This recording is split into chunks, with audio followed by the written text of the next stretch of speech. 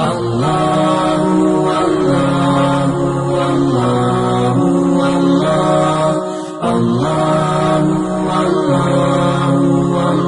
اللہ الرحمن الرحیم۔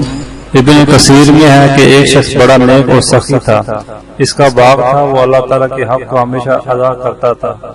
اس باغ کی پیداوار میں سے اپنے بال بچوں اور باغ کے خرچ کو نکال کر باقی پیداوار کو اللہ تعالیٰ کے راستے میں خرچ کر ڈالتا تھا۔ اسی لیے اللہ تعالیٰ نے اس کے مال میں بڑی برکت دے رکھی تھی۔ اس کے انتقال کے بعد جب اس کے باغ کی وارث اس کی اولاد ہوئی تو باپ کو اس کے خرچ کا حساب کیا تو بہت ٹھہرا۔ ان لوگوں نے آپس میں مشورہ کر کے یہ طے کیا کہ حقیقت میں ہمارا باپ بڑا ہی بے وقوف اور نادان تھا، جو اتنی بڑی رقم مفت خوروں، غریبوں اور مسکینوں میں بلا وجہ دے دیا کرتا تھا۔ لہذا ہم ان غریبوں کے حق کو روکیں اور ان کو کچھ نہ دیں تو ہمارے پاس بہت مال جمع ہو جائے گا اور ہم سب مالدار ہو جائیں گے۔ جب یہ مشورے کر چکے اور باغ کے پھل پک گئے اور کھیتی تیار ہو گئی تو رات ہی کو ان لوگوں نے قسمیں کھائیں کہ صبح ہونے سے پہلے رات کے وقت چلو اور رات کو پھل توڑ لاؤ تاکہ کسی کو خبر نہ ہونے پائے۔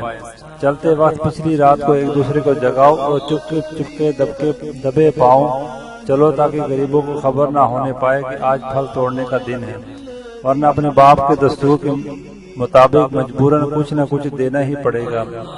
یہ سب منصوبے بنا کر کانا پھوسی کرتے ہوئے باغ کی طرف چلے۔ ادھر ان کے پہنچنے سے پہلے ہی اس باغ پر اللہ کا عذاب آیا اور آگ نے جلا کر خاکستر کر دیا۔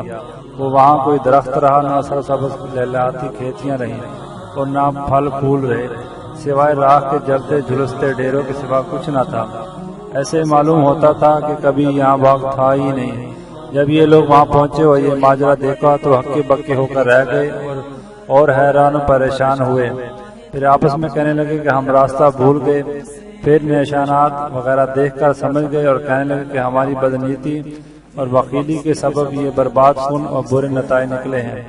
اپنی غلطی کا اعتراف کرتے ہیں اور ایک دوسرے کو ملامت کرتے ہیں۔